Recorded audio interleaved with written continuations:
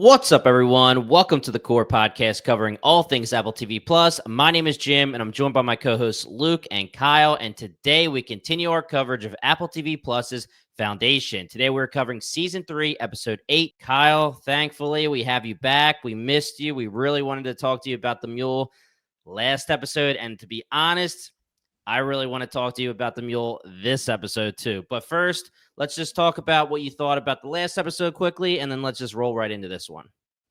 Yeah, I was in screener jail last week, but I've been let free, just like Big Pritch was let free in this episode, and I'm about to lead an insurrection. No, it's funny how usually whenever we end up missing episodes, it seems like it's always stuff that we were looking forward to. Like I asked on the episode 6 coverage about like Mule backstory. I want more about him as a person and all of this stuff. And then naturally we get it on the episode that I'm not on, and then also we get the dude Day goes on a shroom trip.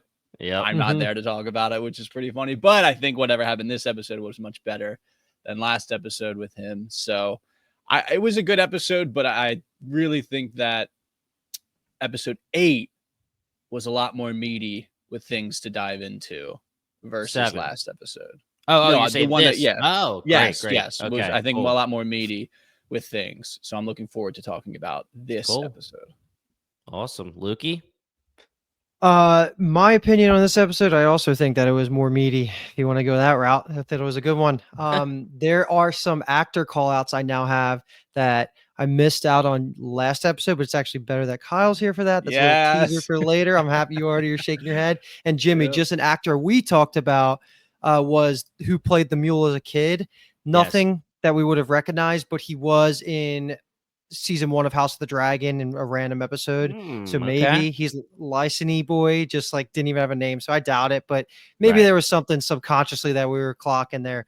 But overall, Kyle, I guess I just want your quick take on the backstory, because we're not going to talk about the Mule's backstory probably after this. Satisfied? Good enough? Did it change your perception of things? No, I think satisfying in the sense that we get some reasons why he is the way he is. I like that Foundation was so heavily involved in it.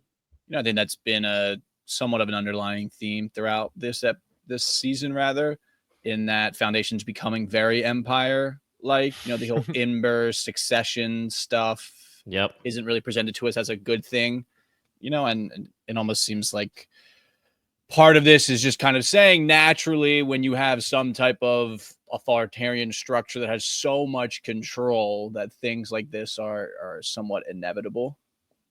And we'll see how much the Mule talks about it. I feel like he hasn't really brought up much about Foundation. He talks kind of about it with Harry, but it doesn't seem like he has maybe like a personal vendetta so much against the Foundation in the present day of what he's talking about, but maybe you just had to read between the lines for that. Yeah. Okay. Oh, you got something on that? Do you want me to tell you how I thought about the episode or what? Nah, we don't give a fuck. Yeah. What'd you think? Well, I wanted to tell you what I thought about the episode because I want to know if you guys thought it was a hot take, because I ended last episode saying I was expecting 3 bangers, and I liked this episode, but I don't think it was one of my favorites of the season. And I don't think it was close to one of my favorites of the season. I think that there's a few things that I definitely want to talk about that may have been a little underwhelming to me. There's a lot of great stuff to talk about, but there's a few underwhelming things. I think I tilted the other way on the Mule after this episode, which isn't great. And I do think that this episode is showing us that the Mule will probably be gone by the end of this season. Agreed. Yeah, we all talked about that. I know you didn't get a chance to listen to it on the podcast yet, Kyle, but we talked about that. And then we also gave you the credit for setting the foundation of the Mule's backstory, because you wanted the Foundation to be very heavily important to the environment that he grew up, that shaped him. And I feel like that's exactly what we got.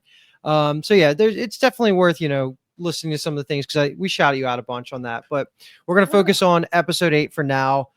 We will get to the Mule, but I think it makes more sense to just cover Trantor first. And we're going to do that in 2 buckets, just being everything revolving around Day. And then we'll go to the Demerzel Dusk stuff because they're just in 2 separate locations and it makes it easier to talk about. And actually, I do want to start with Day right away. It's a little tough because the first scene, there's not a natural stopping point because he just kind of gets thrown right into a trial here. And we have Sunmaster 18. They all have numbers. Even Songbird 40, Songbird 17, but she only just goes by Song. And then we have Ocean Glass 49 is the life mate. We haven't been calling her that, but these are the names of the people that we're working with. It's probably all just based in how the inheritance is, and they care about robots and numbers. Something there. There's something there. Maybe they explained it, but I missed it. But either way, we're just going to shorten it to without the numbers for the most part. But that's what this is. Day gets thrown right into the weeds. He gets drugged up again, so he has to tell the truth. I think that's what that was. And then he starts being just condemned by Sunmaster. And this is what I teased off the top, Kyle. You recognize him, or did you have to look up who this actor was?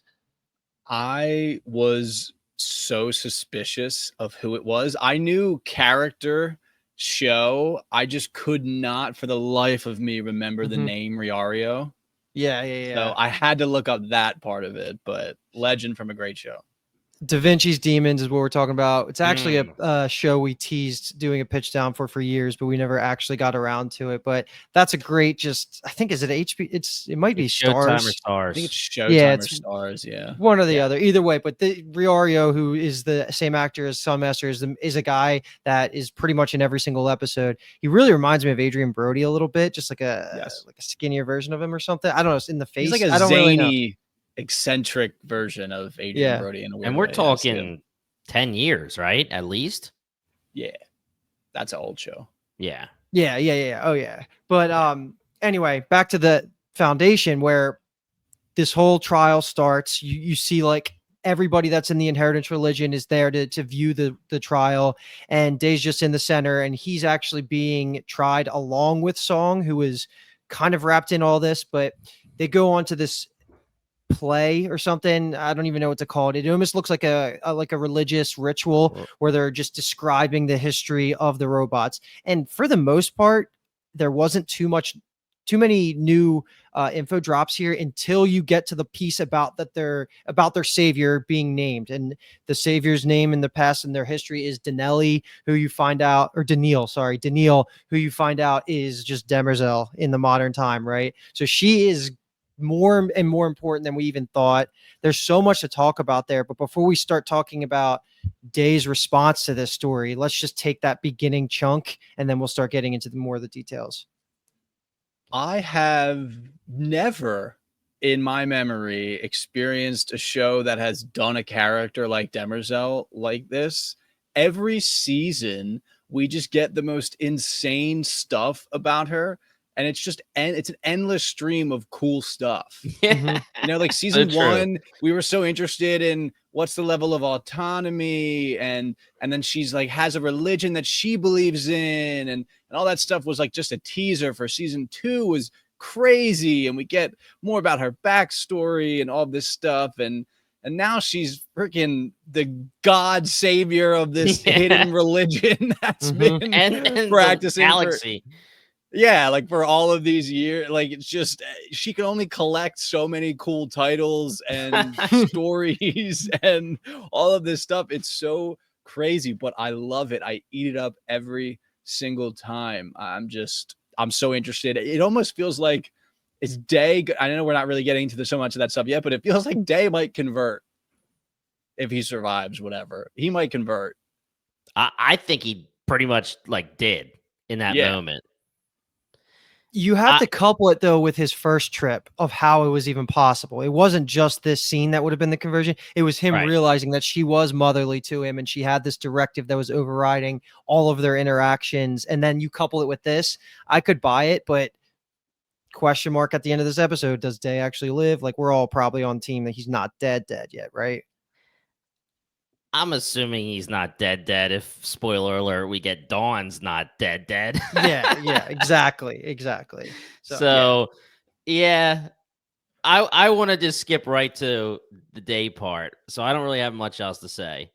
Okay, yeah. I mean, once the story's done, this is when Day's starting to have the realization. He just proclaims to everybody that their savior is still walking among them. And then, of course, Sunmaster gets very irritated by this. He starts shutting it down. He tries to mean the whole situation, which you find out in a couple scenes from here that he can't let that power kind of escape from him yet. He doesn't want to tell. I think the quote is, he can't let the followers of inheritance know that God walks among them yet. He's going to use it all to his advantage. And we find out that he actually got to see all of Song's memories, which I thought that was like a huge surprise. I didn't know that he was going to be able to firsthand confirm what Day's telling him there and then still go against him. So he's just a typical cult master that doesn't actually believe in the message. He just wants the power.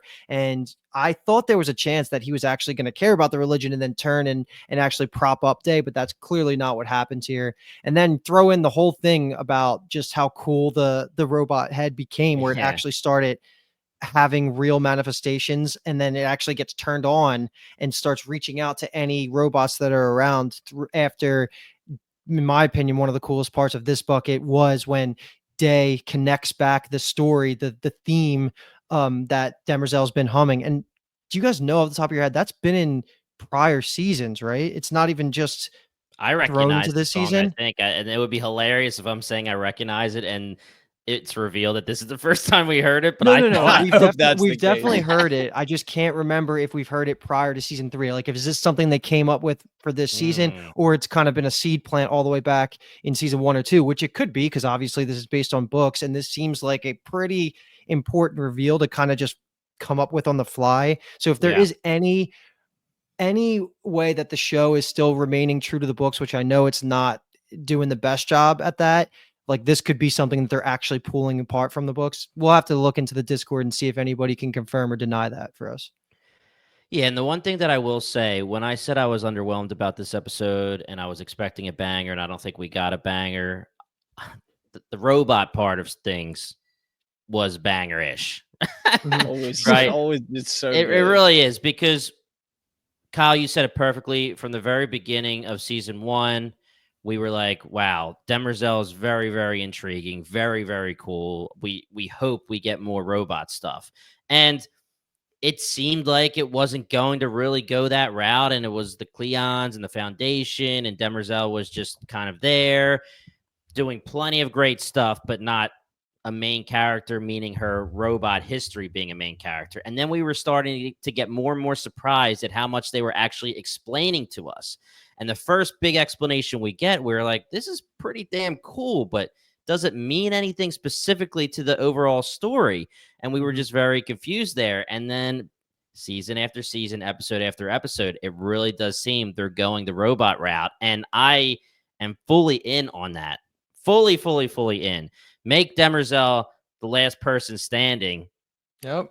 The savior. I am totally in for that. And I was expecting by the end of this episode a scene where Demerzel does that thing where she like kind of looks to the side when she knows something that no one else can see or hear, and she was going to get the transmission from the other robot. Maybe we'll get that next episode. But the robot lighting up and starting the transmission, everything about this robot stuff really was A+ to me. Can I put a guess on the board before you jump in, Kyle? Because now that I'm thinking about it, like, I totally agree with Jimmy, and we talked a lot about this, that the Mule getting the backstory, which was short and sweet, but it was needed, it kind of paints even more death flags on the Mule not surviving this season, because he's more of a completed character. And the way things are going, I'm planting the flag that he's definitely not making it. I said that last podcast. So if he actually does die at the end of the season, I feel like there's a strong chance that Demerzel is the fourth crisis, or the fourth crisis. Whatever the next crisis that the Foundation is going to have to deal with, her being propped up as like a cult leader, and then just the Foundation having to survive through that, because if it's all about preserving humanity, they're going to be an obstacle if they actually get real power. So I do think that we might be headed in a direction where Demerzel becomes the main bad guy, because we don't actually have anything that can serve any threat that's been established outside of the Mule. So if he doesn't make it into season 4, I'm starting to see a path forward where it could be Demerzel for next season. And this is the problem with what we learned in the last couple weeks and what we talked about last podcast episode. With whatever plans there was Just crinkle them up and throw them in the trash. We have no idea what's coming next in season 4. But that's very interesting, Luke. If you're going to say Demerzel could become a big bad Thanos level threat for Foundation, I would buy that because she's been around and we know how powerful she is. I originally took from watching the episode, Day saying she's the savior, meaning I think she is going to be a huge, enormous part of whatever has to save them in the next 4 months, 3 months, however much time has passed, whatever that cut is. I think she is going to be something very important. And I think it would be interesting either way, whether they make her a protagonist or an antagonist. But I will say that if the Mule is what we think he is now, and he's not this big bad that's going to last a long time, if you want something to last a long time, Demerzel makes sense. There's nobody left unless you introduce a whole new character. When you say she's the crisis, like for the Foundation, what does that even mean, though? You know, I mean, so if I'm gonna, I don't want to put words in your mouth, but my thoughts would be that you're saying she would almost have to say, I am creating a world where only robots are, which would go hand in hand with her dream of saying she wants to build more robots. And also, I'm just the crisis because she would be either the overlord or killing out humankind so that the robots can win out. Exactly. Yeah, that's pretty much a good thing. That's a good way to just put it for now until we get more information. So it would end up being like another robot war. Essentially, yeah. Yeah. And that's where it gets very, very interesting. Everybody drink, because you would think that Harry's point of view would be that he would think they could live together and the war wouldn't need to happen. Whether you talk about the 3 laws and what they're going to follow and the fact that they cannot hurt humans, like giving them rules like that is obviously not freedom. But yeah, I mean, again, I could see it go either way, really. Yeah. And we know Demerzel is formidable as hell if she wants to be a villain.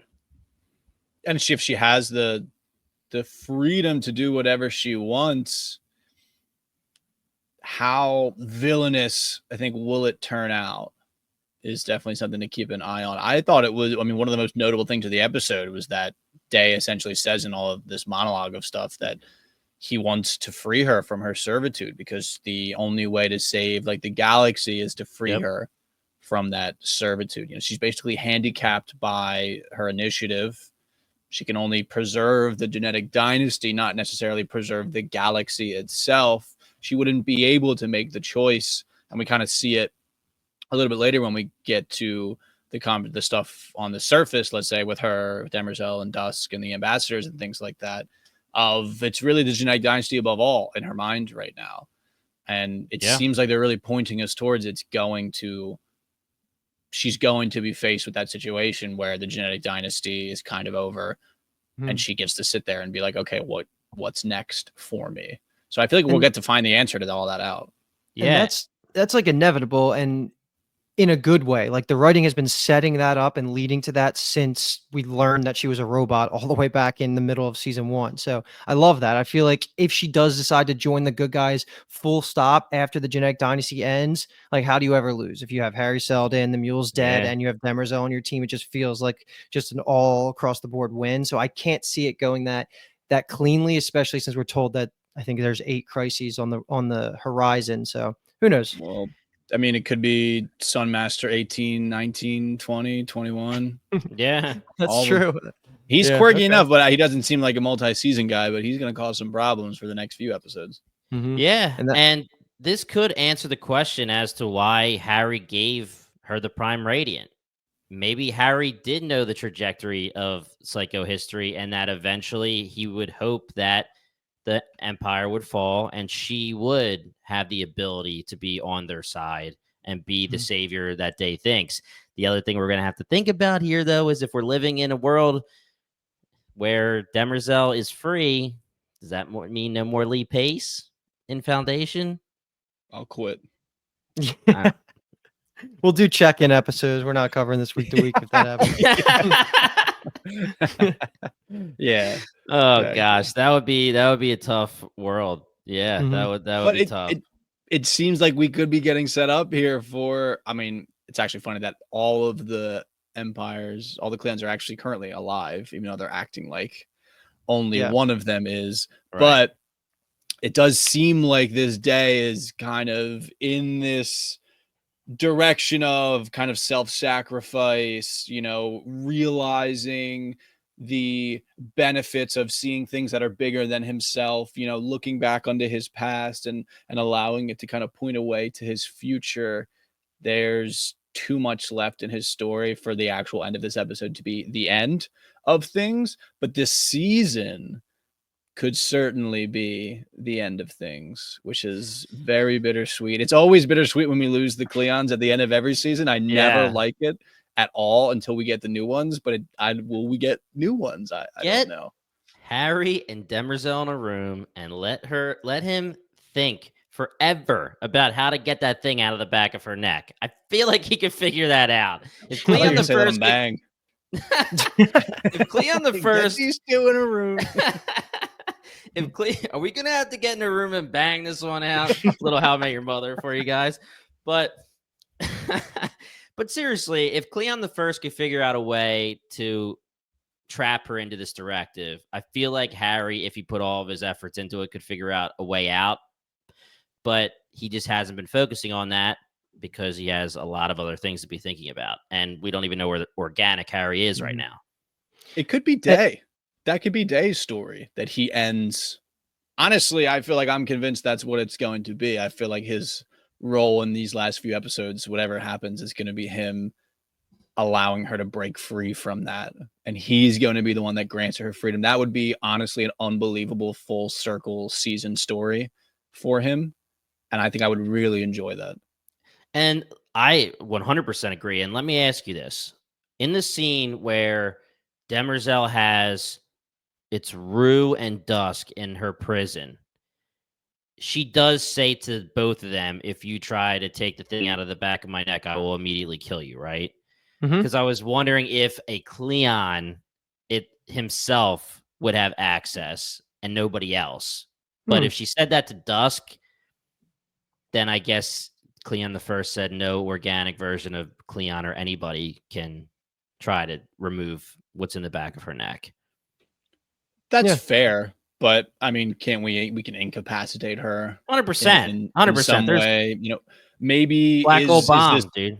Yeah, black hole bomb is the brazen head and the idea of the clasp. They bring it up here, and it doesn't necessarily come to a full fruition in any way. It's kind of like a tease of like Jimmy, like you mentioned earlier. Like I also agree with you that I thought she was gonna like receive the communication from it Yep. because of the clasp, and that is yet to be seen. But is that a way somehow to wiggle into her mind and allow it to like take a breather for a second or something like that? I think there's still avenues out there. Yeah. Oh, there's 100% avenues. I agree. I love that they brought the class back because I didn't know how that was going to pay off until we saw an army of robots, but it kind of worked out here. But my last thought I just want to throw out there, maybe it was the way they shot this scene. Is Song going to be an ally for Day if he survives? Because that's what I was feeling, that she actually was kind of feeling bad that he was about to be executed. I think she's believing his sympathy towards robots now, and that's what she cares about. I think I agree with you here, Luke, that she feels bad for the position Day's in. She believes him 100% in what he's saying. So I don't see why she wouldn't be an ally to him if he survives. Yep. I think her and Ocean, I feel like they feel like actual believers in Yeah. the religion more than they feel like necessarily followers of Sunmaster. I almost call him Sun Eater. And I feel like that will play a role, in what they do. Yeah, I agree. Because she would have let him go after the first trip, but Ocean Face, Ocean Glass or whatever, betrayed her in the middle of it happening. So I think they both kind of regret that. But either way, let's leave that for now. Let's move on to the surface of Trantor. We're going to start with the Dusk stuff, which is actually, ironically, when Demerzel returns home, she just walks by him and says, Dawn's dead. Yep. Moving along, that I actually have an issue with that. And it's kind of an issue with Dawn in general of how the nanites just stopped conveniently working and Demerzel being able to track with them. It's almost like the most glaring plot hole that doesn't seem fixable in a believable way. A lot of the times there are things that they set up and we're like, what is that? And then 2 or 3 episodes down the line, there's a way back and they usually do it right. But this almost seems like a stamp, like a closed case that Demerzel truly thought he died. And we could talk more about the Dusk or the Dawn specific stuff with how the nanites worked, but it seems like you both are kind of shaking your head agreeing. So we'll pick up with that in a little bit. But either way, when Demerzel returns, that happens, and then Dusk goes immediately to Gwent. They have a little venting session here.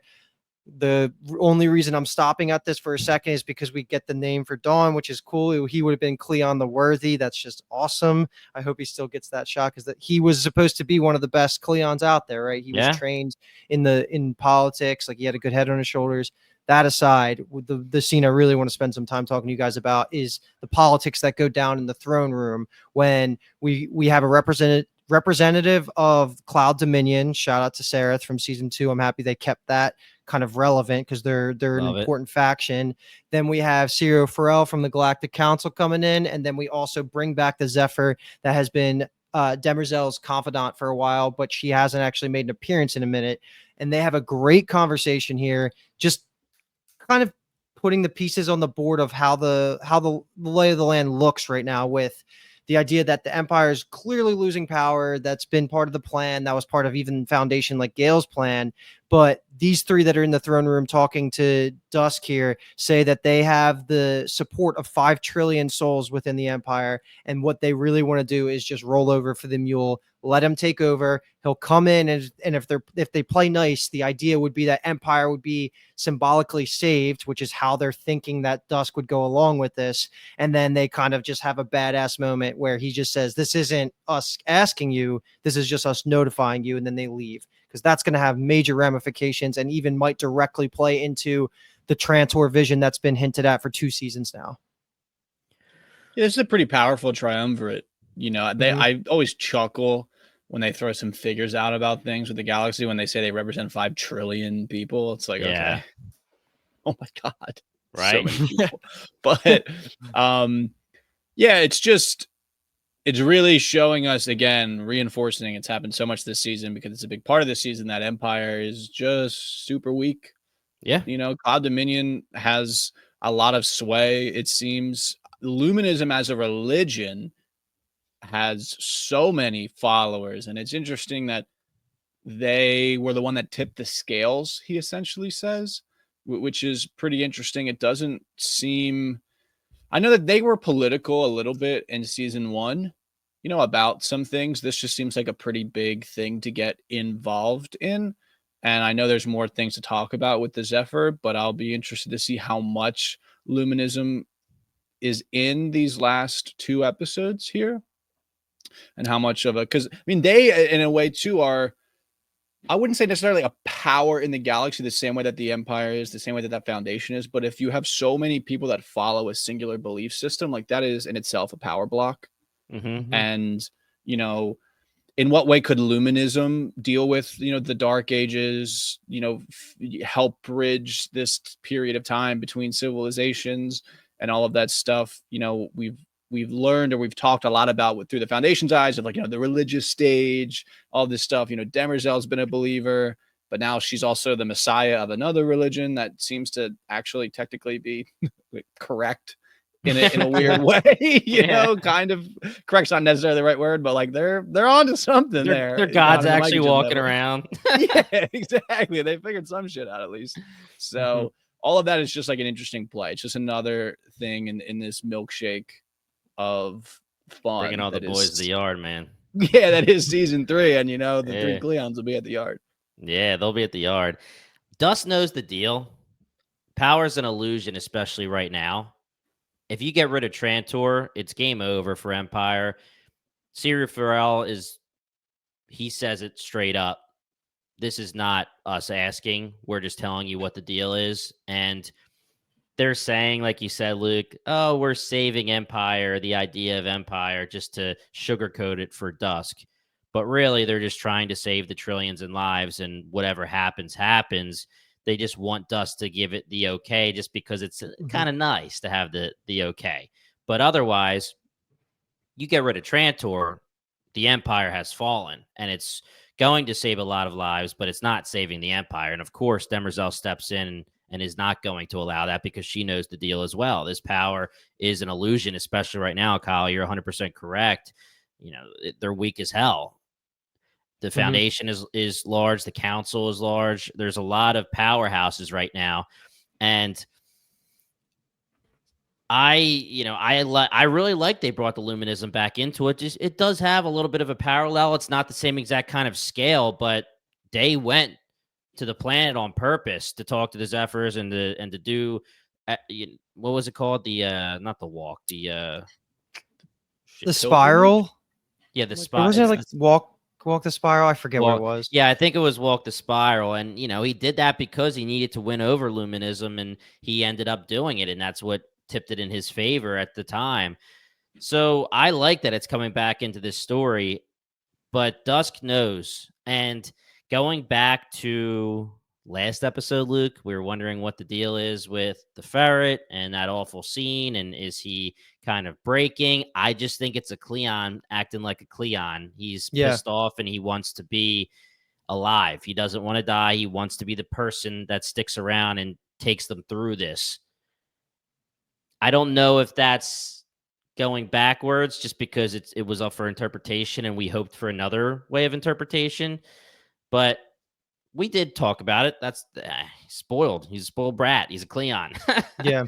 Kyle, just to catch you up, the thing that I was just hinting at there that Jimmy's talking about, we had the conversation. I really wanted the ticking timeline of when Dusk will ascend, and that shortening of the time frame to be a result of them actually going crazy and mad. But that didn't get reinforced at all here. There was a moment in the last episode where he like almost hallucinated, and you couldn't tell if that was really happening. He was just dealing with the chaos around him, or if he was starting to go crazy. And as we know from this scene, we're T-minus 2 days now, around 2 days until he's done. So time is ticking for him. But my question to you guys, this is what Gail wanted, right? He wanted the Empire to get so small that the Galactic Federation gave Trantor over to the Mule, right? So it's exactly what Gail was hoping for, I would think. They're unknowingly doing what she wants, but they're saying, here, come to Trantor, and then she's hoping to trap him on Trantor. The thing that they're totally wrong about, and Dusk is right about this, he's not going to be like, oh, you gave me Trantor? I'm good. That's it. I'm done. Mm-hmm. It's cool that they said he can be looting for lifetimes at Trantor because that is showing us the scale and how amazing Trantor is. But still, the Mule he wanted Trantor. He wanted the Foundation. He wants everything. He's not going to stop. Okay. Yeah, I'm kind of curious if Demerzel didn't have I keep saying the initiative. I don't know why that's the directive. The direct, one of the ifs. But would she? I feel like she'd be on board with the plan. Because it is like what the saving lives.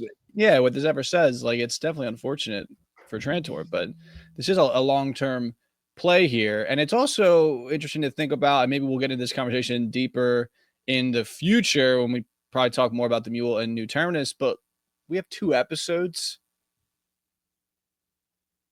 Is that also maybe an argument for the other side of the coin of the Mule lasting into season 4? Is all of this going to happen in 2 episodes? Is he going to take Trantor and then Gail is somehow also going to know that he's at Trantor and then go to Trantor? Because it seems like right now he's pretty parked on New Terminus. Gail seems like she's heading towards New Terminus. Big Pritch is on New Terminus. You know what I mean? It seems like it's all happening on New Terminus. You're giving me hope. You're giving me hope as well. And the only reason I'm saying yes, and that's a sad yes, is because they were just like, hey, Gail's on Ignis, and now I'm just going to jump to Terminus, and I've stepped foot down on Terminus. I'm not going to go on the vault and talk to Harry. I'm going to go directly to the Mule. I wasn't expecting it to be like that, and that's not saying that I should be the writer and it's wrong, but I just was expecting something a little bit different than that. Going back to your question about Demerzel, it's so hard to answer the question that you asked because if Demerzel no longer had the directive, I would think she would go the psychohistory route. But also, we know that she would go the route of creating more robots. And then creating more robots, does that even go with psychohistory anymore? Will she become someone that only cares about robot life? Or will she be somebody that believes in everyone living together and it being equal between robots and humans? There's so many questions. And that's back to the point of us in the beginning of this podcast talking about, could she go the protagonist route or could she go the villain route? It's there. Mm-hmm. And it kind of gets reinforced in this next scene where she's given the options, or she's not technically given the option, but she's brought up to speed on the black hole bomb by Dusk, right? He takes her in. They actually tell each other everything here. And this is a really cool transition because it's while she's humming the theme of her song that connects to Day's storyline. Love all that. But she wants to decant a Dawn and Day, as is her directive. It makes total sense. But this is when he just catches her up and says, like, hey, like, I have this black hole bomb. It was supposed to be a gift for Dawn when he took the middle throne. And then she goes back to him and reveals everything that she knows, like the truth about Dawn been working for the Foundation and knows Gail. And then she even reveals to him the second Foundation. It's like a really big info share. And now that Demerzel has all the cards, just like you're saying, Jimmy, she can totally just go the villain route here if she wants, or she can use this to somehow play in a positive way for the Foundation. I don't know. I'm just going to keep leaning into the idea that she's going to go villain just for the sake of the podcast, and I'll just look at everything through that lens because there's some ammo coming up in the next scene too. But do you have anything you guys want to spring up for their info share? Can we just jump right into the Zephyr and Demerzel conversation in the garden? The one thing I'm going to call out is Dusk's quote of, "It's just us now, Demerzel, against the galaxy. Our legacy is being ripped from our hands. We must not let it go."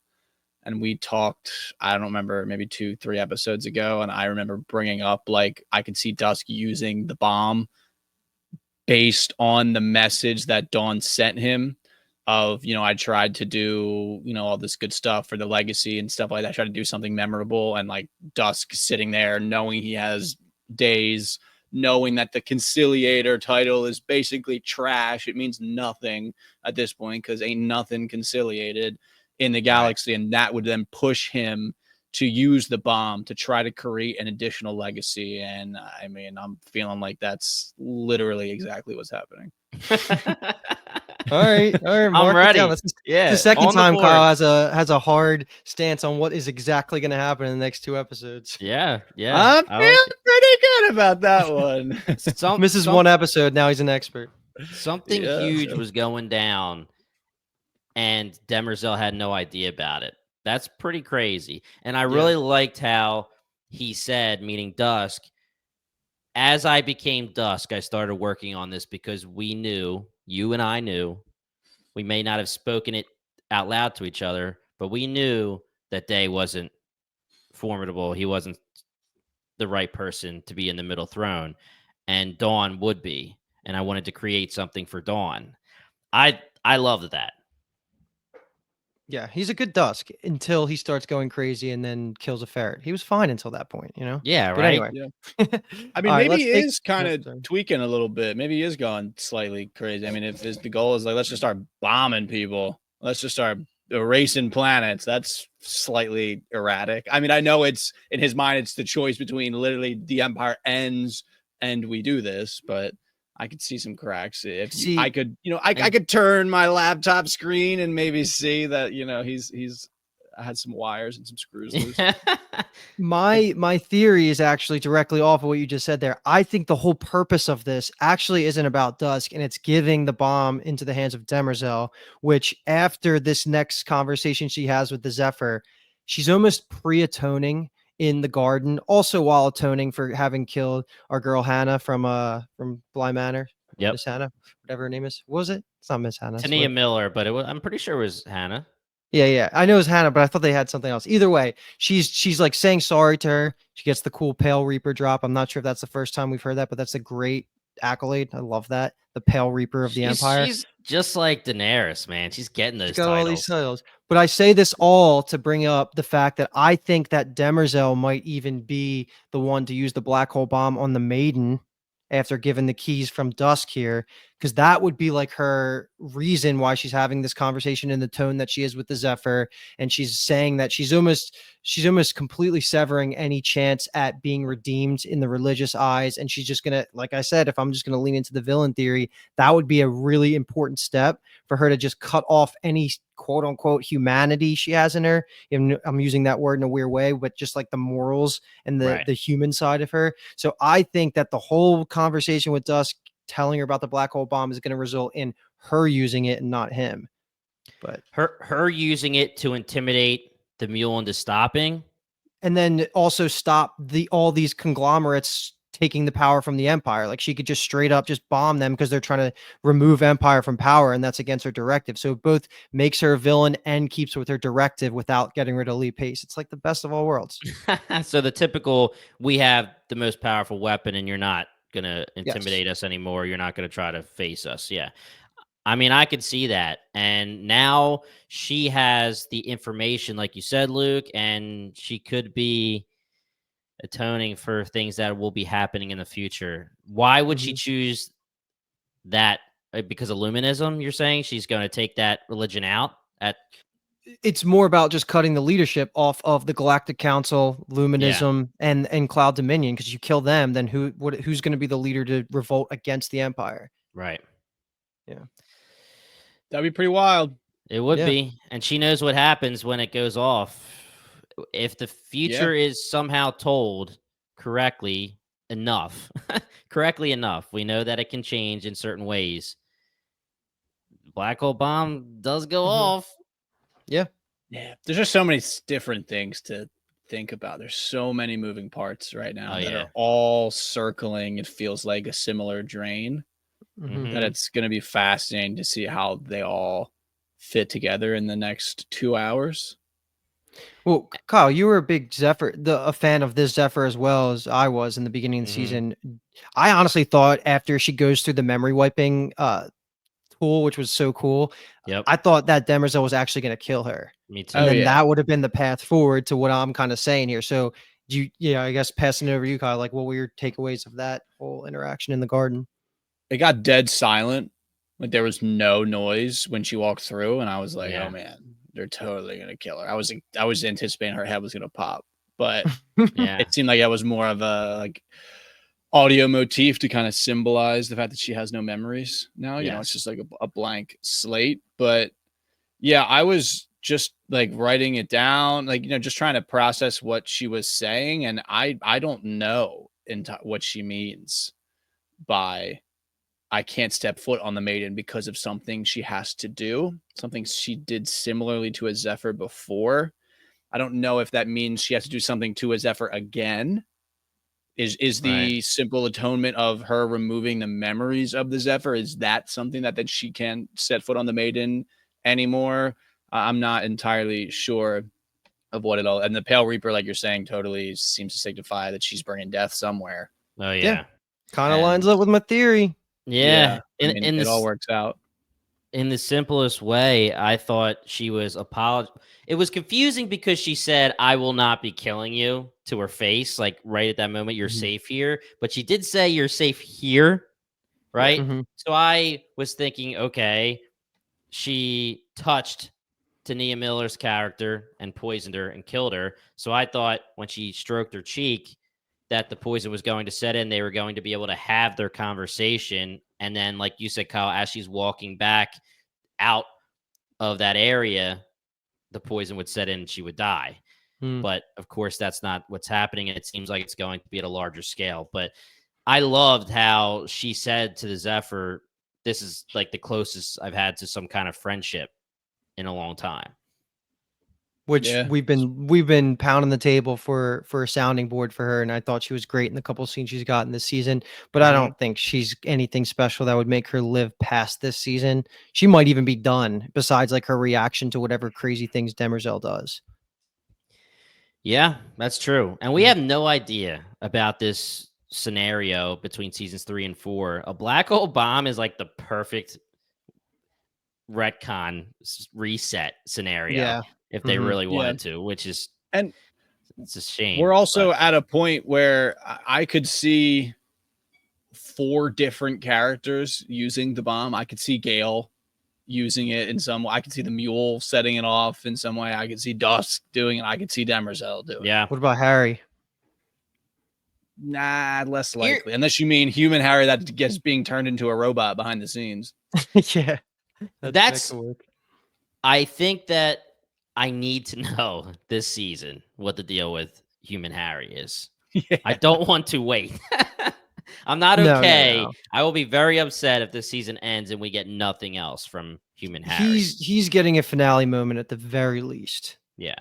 I thought that there was going to be a moment, and we're obviously going to get there, where when Gail was getting ready to leave and she was talking to Harry, I thought he was going to show up behind her. That would have been cool. Like that was going to be his return to the story.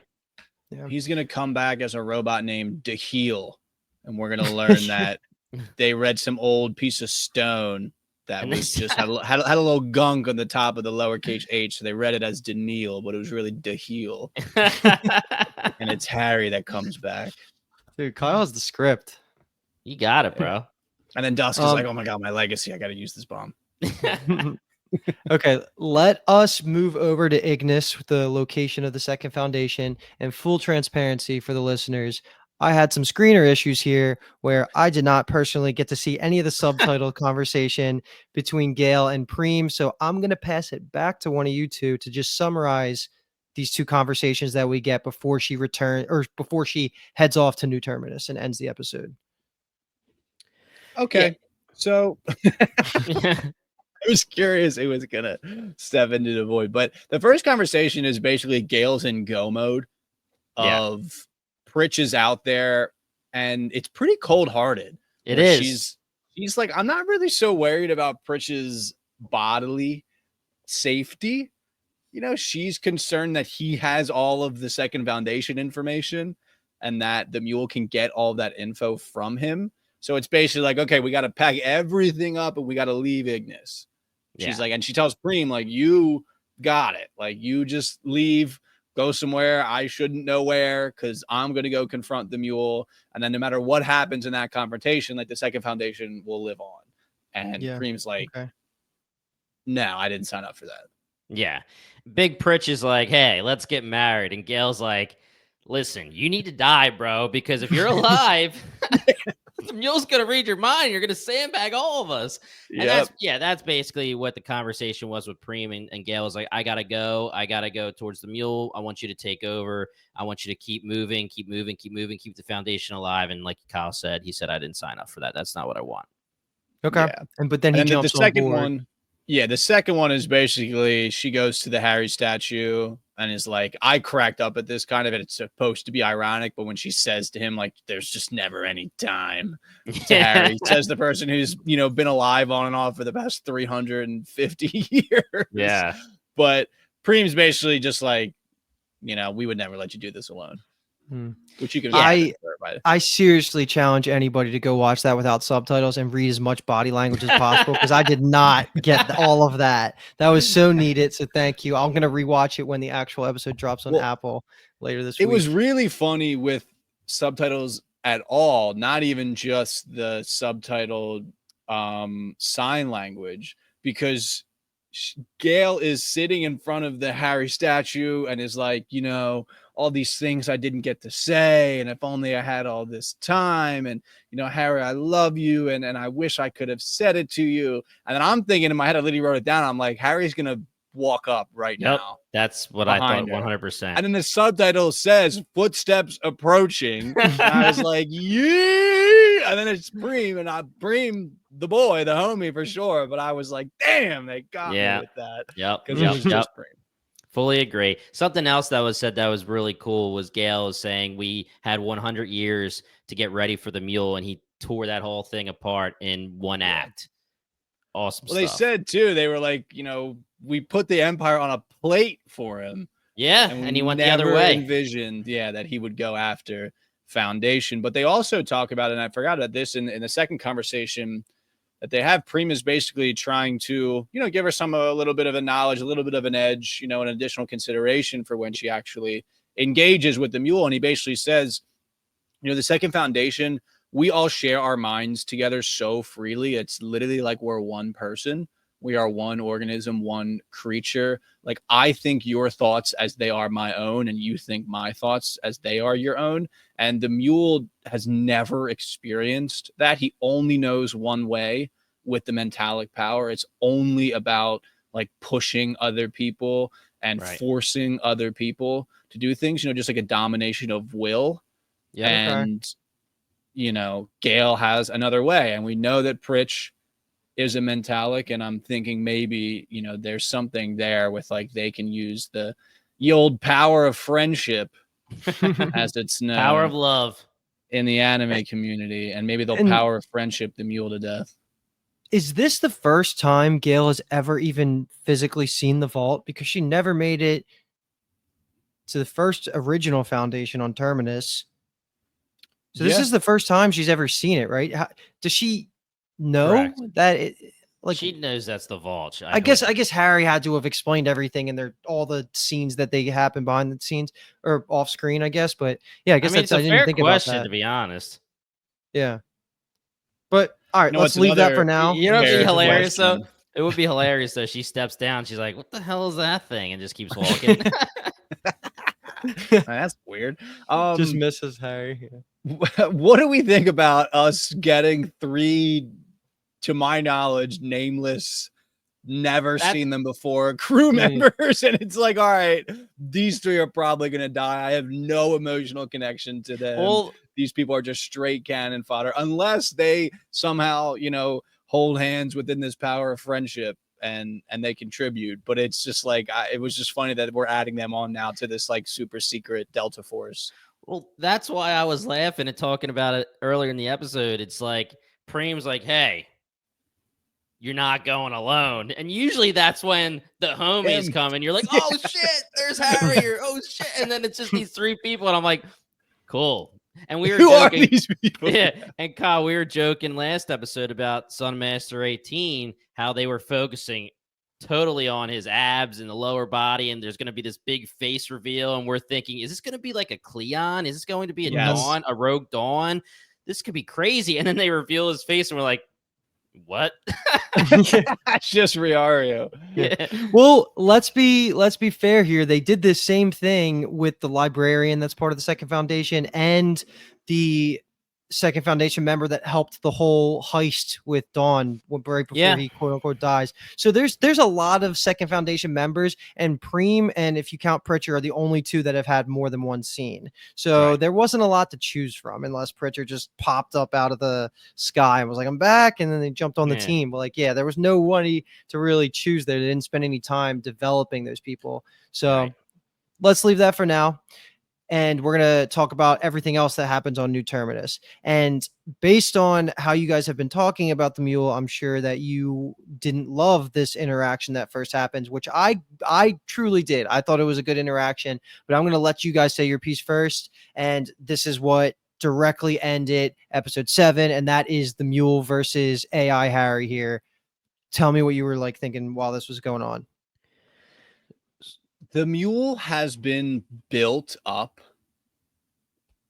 for 2 seasons into this. And it's just kind of tough to see him in this like all dominating light, I guess. It's just kind of hard. He doesn't feel like this larger than life villain in any way to me. And I think him just kind of getting dominated by Harry here continues that. It doesn't make me think any better of him, and this could totally be a level, in a situation of overconfidence from Harry, and the mule used it to his advantage in a crafty way. And I'm forced to eat a minuscule amount of crow, but I don't know. It's just, he's just like not there at like a level. And like I mentioned a couple episodes ago, like Demerzel totally overshadows him from any level of like antagonist perspective. And in the show, and that's just kind of tough to swallow a little bit from this guy who's kind of been built up in this way. And there's still 2 episodes, we're barreling towards, as he says, this preordained thing. So there's still hope. It's not like it's over, but I think I'm just I thought I would be in a different place. I agree. I really liked the Mule's character up until this episode, and I'm not saying I don't like the Mule's character. I still do, but I fully agree with what Kyle's saying when it comes to the scope of what the Mule should be for this season. And the interaction between him and Harry almost was one of the things that cemented that he won't be lasting more than 2 more episodes, just because I was expecting an electric showdown. And we talked about the part where the Mule starts taking over New Terminus and Harry rolls out. And we were like, was he scared of the Mule? And then we kind of came to the realization that it may just be that Harry realized that a certain point of time was happening and he needed to get out of there and push the people out so that the fall of New Terminus could actually happen. That makes sense. But I was expecting more of an electric back and forth where they really seemed like equals, even though Harry is an AI hologram and Harry is Harry. Harry had the upper hand throughout the entire thing. And then we get a scenario where Harry could have, Kyle said it himself. Maybe it's not fully true, but he just lifted him up and could have just straight up killed him there. And he said, well, I'm not going to kill you because I'm interested in what you're going to do and what you have locked inside your brain. The Mule seemed scared almost. He basically said, you're going to spare me. And he was kind of lying on the ground. It just wasn't what I was expecting from the Mule. And then they gave us more of the humor side of the Euron side of the Mule this episode. It just was a little underwhelming for me. I don't think the needle moved for me at all. And that's not to say that like this was super positive or super negative for him. I'm just still kind of in the same spot that I was. And maybe I just accepted it a little bit earlier where he hasn't done anything to shoot him up or shoot him down since I had my complaints earlier. Right. So, I don't feel like he's a villain of the year type of thing. Like he's by no means. I'm still really hoping that he makes it to the next season, maybe more than you guys are. I don't know. But I also just love the uniqueness and the connection of him being an isolated mentalic. And he even talks about Gail here saying she's out there practicing her mental warfare. I like putting it that way. Like she's almost like it's just like a lane that only he can exist and antagonize in, where once you pull him out and kill him, what is even the point of the mentalics? Don't they just control everything? Because who's there to combat them as like an enemy? Like I guess Nullfield Harry, like, and then robots. I guess okay, there are options when you put it like that, but it just feels like I'm still of the mindset where I just really want him to survive. So I am just in the back of my head hoping that we have a lot more time to keep building him up because he still has all these feats on paper. It's just more of a tell, don't show, which is the opposite of what you really want to do in fantasy and fiction and sci-fi. Because it even says here, like, what do you think of my power? And then Harry says, well, you amassed that way quicker than what the Empire did. So like, it's more about like building the resume without showing us, which I think is a huge problem. But this show is so wide scoped that there's not enough time to do that. And that's why there is some benefits to being able to have a book that you could flesh all that out with. It's just, and again, like I'm not sitting here saying that he is on my Mount Rushmore performances or anything like that. Like it's not even anywhere close to that. I'm just not having the story. The story's not suffering yet for me, where it seems like maybe it's losing a little bit of steam for you guys because of him. It's tough because they have tried to show us, like we've seen it. He's taken Calgon as a planet. He's wiped out the entire Imperial fleet, although that was, an alley-oop from Gail in a sense. He's taken over Foundation and New Terminus, and yet still, for whatever reason, I just don't feel like a level of like incredible menace or like an oppressive, like evil and power. Yeah. When he's around, I mean, the stuff when he's making like Inver drown himself and, we get the flashback if he does it with his parents, like the stuff's kind of there. It's just, I guess I was anticipating it hitting me, maybe harder or in a different way. Yeah. And go ahead, Luke. No, you're up. I think for me, the three best things that worked actually were the Ember drowning, the Princess Skirlet scene where he was almost going to have all the nobles shoot themselves in the head, and then the Tauren scene where he was having him carve out his thumb. I think the little scale torturous things are really working for me, and I'm just accepting the rest of the big scale things as resume tell don't show. And I think that's just what I'm taking it for right now, and that's just the difference. But at the end of the day, when he's wrapped up as a character, and if he does die at the end of this season, I may have to revisit my opinion. I'm just hoping, like I said, that he has more material that it can still build upon itself. And don't get me wrong, when I'm saying what I'm saying about this episode, I still hope he survives into the next season. My thoughts were that he was going to be all rise, baby. I didn't think that he would have that come back down to earth scenario with Harry. I thought he was going to be rise. And then, this could have been like Infinity War and Endgame if the Mule survives. Like, I wouldn't have been against the Mule winning this season and then continuing into season 4. So I wasn't expecting the Mule to try to have some back and forth with Harry, and then get just thrown on his ass like he was nothing. Last episode, to end the episode, the Mule seemed for a little bit like he was formidable with Harry. He was confident. They were talking to each other back and forth, and then obviously we fade to black for the next episode. And then this episode, he tried to do that, and Harry just put him right in his place. So I was expecting all rise, but don't get me wrong. Like, I wish, and I'm hoping that he does survive to the next season, because the more we see him, the more opportunities he gets to get to where we want him to be. Yeah. I'm happy to be stoned as a non-believer when we get to the season finale episode, and it was amazing, and everyone makes fun of us.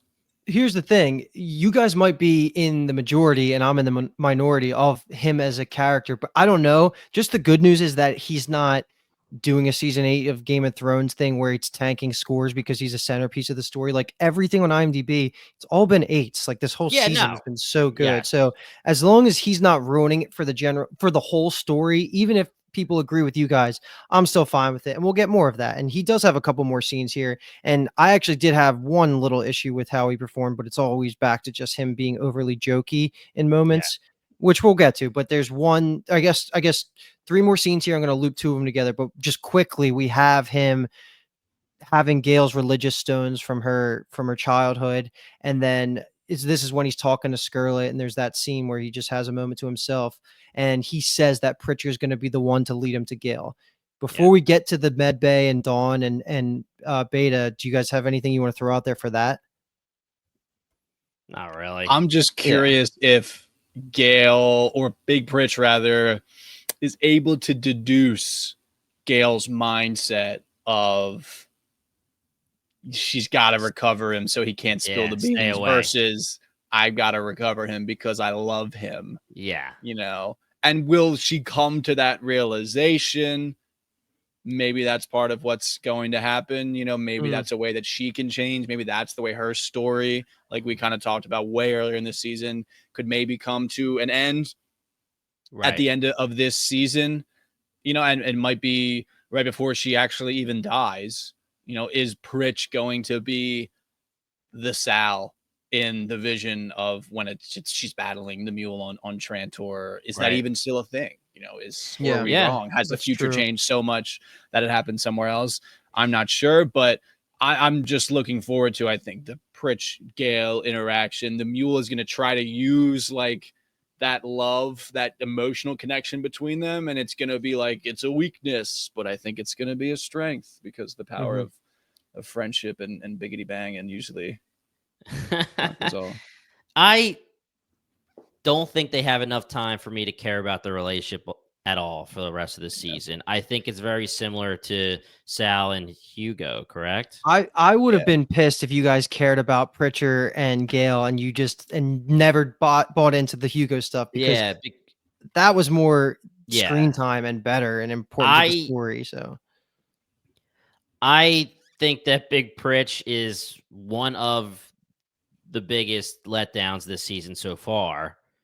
Wasted potential, 100%. And I said last episode, I hope Big Pritch has something big to happen next episode, and nothing. He wasn't even shown. Yeah.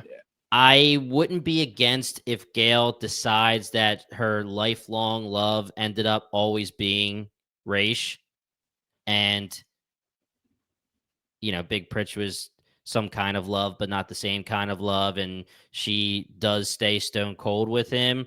Because again, I just don't think 2 episodes is enough for me to care about the two of them. And if she makes that decision, I could buy if she makes the decision to save a life of a loved one, but I wouldn't buy it if it's like, I love you so much that I'm going to give up the foundation for you. Like, you know what I mean? Like, that's not going to play off for me. It'll play for me. They're hot enough that it'll play. They're both hot enough that it's like, yeah, okay, I can enjoy this romance. Let's finish this. Let's go to the med bay and deal with the Dawn revelations, which I felt came in episode 2 late. And I already said my piece at the top about the nanites plot hole, so I'll let you guys talk us through. We have the 2 scenes. We have Dawn waking up to Beta, and then the Mule coming in and having the conversation. They're both pretty quick, but important nonetheless for the whole story.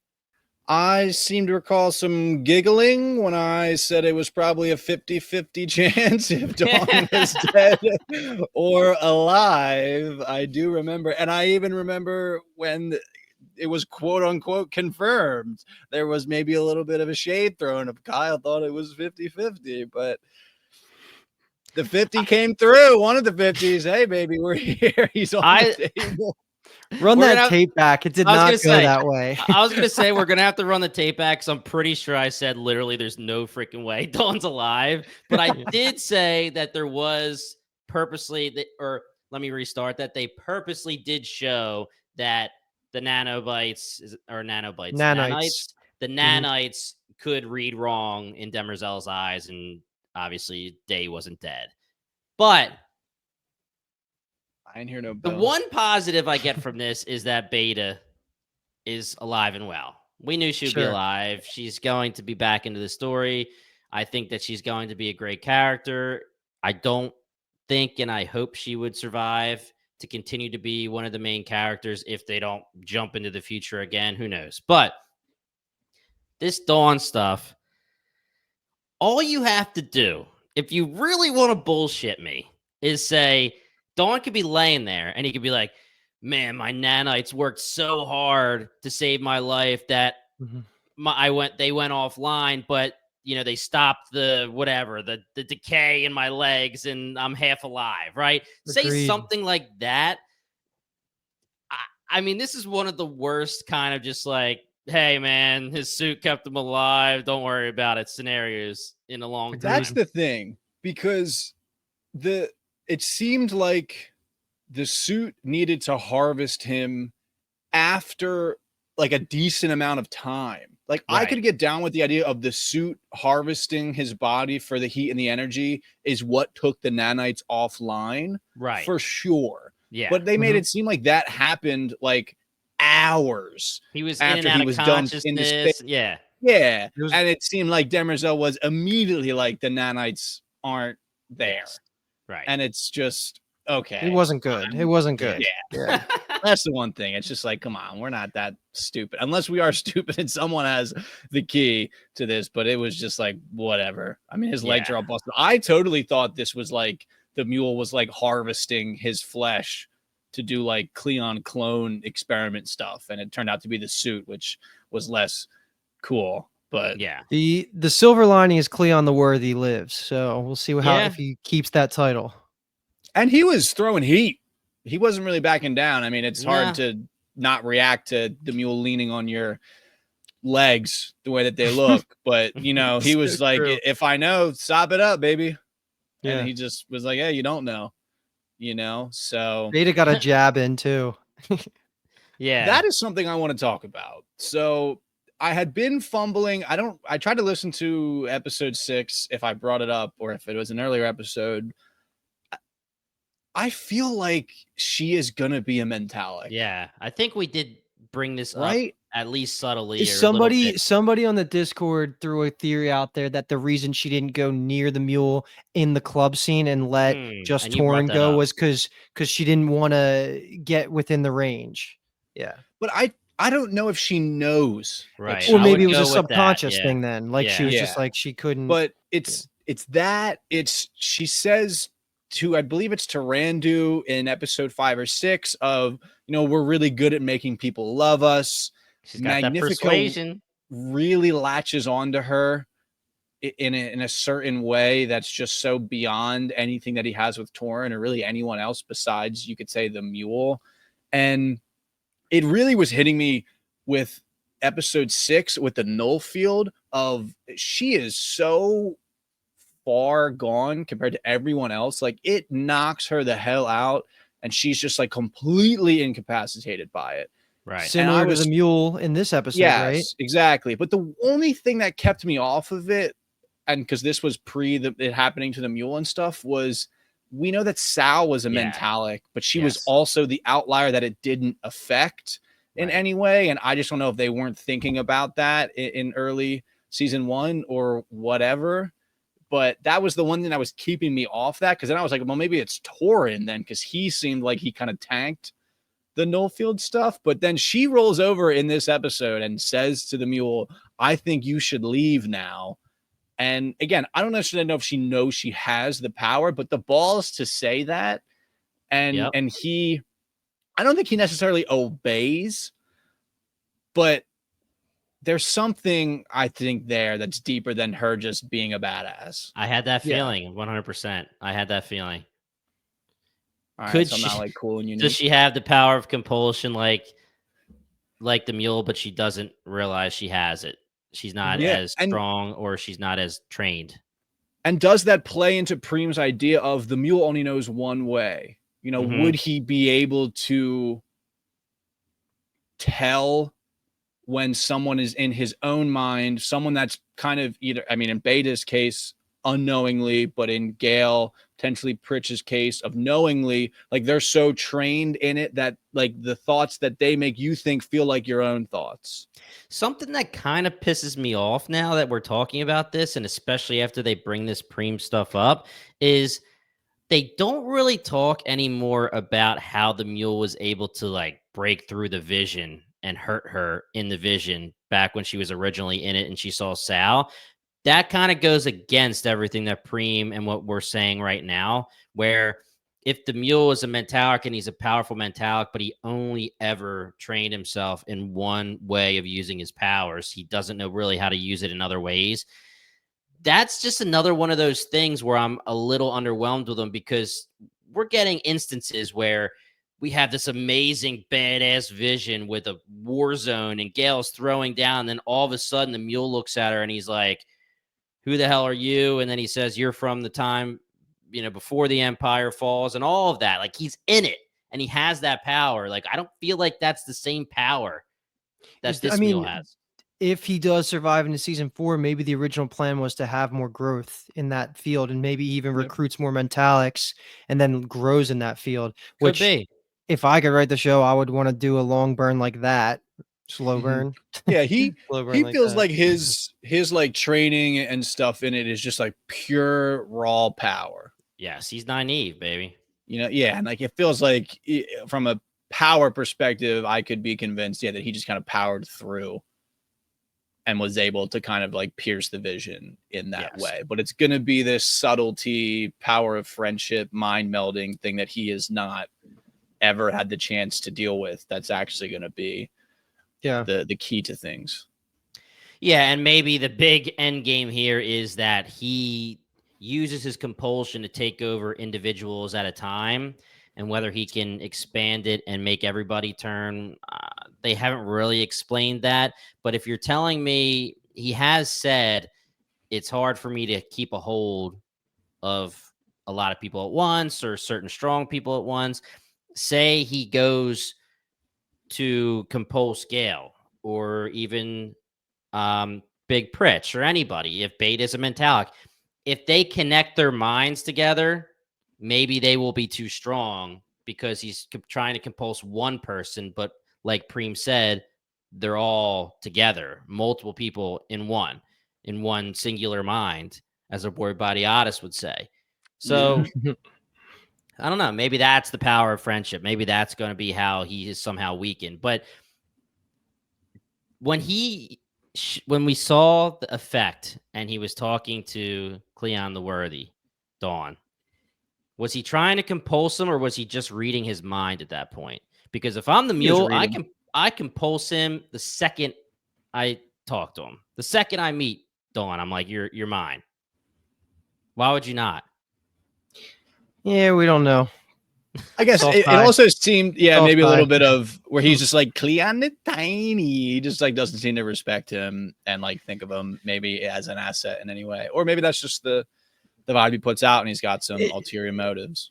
It breaks the whole system if you're saying that like you can just compulse somebody to tell you everything, but you can't just read it in their mind. I don't know. Yeah, That's just like because then you would just always compulse them to do things to tell you everything. Probably seems but I don't quicker know. to read their mind than to like tell me everything and have to listen to them say everything. You probably get the info quicker just reading their mind. but even if it's not just about the info, I would just be like, I would do the same thing he did to everybody else. You'll learn to love me. You're my boy now, no matter what. Yeah. You're loyal to me. Yeah, call Demerzel up. Get her over here. Stat. Call up Demerzel. Bring that robot over here. Let's see if that power works. Yeah. All right, I guys. think we're done. Hey, Well, bye. The one last thing that I will say is we alluded to it, but we didn't fully say, Gail shows up. She steps down. She's there. She Mhm. looks at the vault. She keeps on going. My question to you guys is, she steps down onto New Terminus. And by the way, that was a big-ass jump that she took from that door. But either way, she lands on New Terminus. She sees the vaults, unless we're forgetting, for the first time. In the next 2 episodes, if the mule actually is gone, they're going to what? Have some kind of conversation / throwdown on New Terminus, and then the mule also goes to Trantor. It becomes a war zone, and then they have a major throwdown and a black hole bomb. Like, there's a lot to do in 2 episodes. So that is one thing that could help us with the maybe he lasts until the next season kind of scenario, because it really does seem like there's a lot to do. I know they have whisper ships and I know that they can jump, but the fact that Gail is on New Terminus and not Trantor right now, I feel like it would be like, Well- they joked about it with Game of Thrones, that the hopping. Just remember, it's been a while. This is the longest gap you guys have ever had in between finales of a season. A lot goes down. Yeah, always that's in the true. You have to That's true. wrap up the entire timeline for the most part, prepare for a time jump. So much is going to happen in the next 2 episodes, specifically the finale. They crush finale. So I think that I'm just looking at it with an optimistic viewpoint of that there's going to be just incredible pace. Yeah. Jimmy, do you I'm ready think to me or you is going to like next episode better? In what way? Just in general? Yeah. I mean, dude, I think I'm gonna like it better because you're gonna be wrong, bro. All right. We'll Let's see. try to think of something witty to say. I don't have the mind of Demerzel, man. I'm we'll tired. check in a week. We'll check in a we'll week. find out. Yeah, we'll find out. This is going to be 2 episodes. It's make or break for this season. Obviously, we're having a phenomenal season. We're really enjoying this. Whether I said it wasn't a banger, I thought it would be like a big time banger, and it wasn't. It's okay. We have 2 episodes left. Penultimates are always huge, so we'll see. Otherwise, guys, if you like what you heard, please check us out.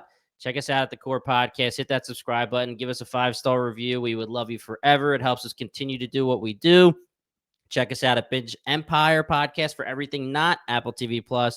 We're covering a lot of TV shows over there with a lot to come. Dexter Resurrection, Wednesday, Gen V, Alien Earth, Stranger Things. There's just so much going on over there. The Institute from MGM Plus. Jump over there if you want anything not Apple TV Plus. Otherwise, jump on the Discord. Talk to us. BingetownTV.com/Discord. One of our favorite things about the podcast. We will see you guys next week. 2 more episodes left. And again, we had a great email from one of our Discord members. She provided us with some recommendations for the podcast. Keep hitting us with the recommendations so we know what we should do next. We have a little bit of time after Foundation to figure out what's going on next. So we want to keep this pod rolling. So hit us up. Otherwise, guys, we are the Core Podcast covering all things Apple TV Plus. And thank you so much for listening.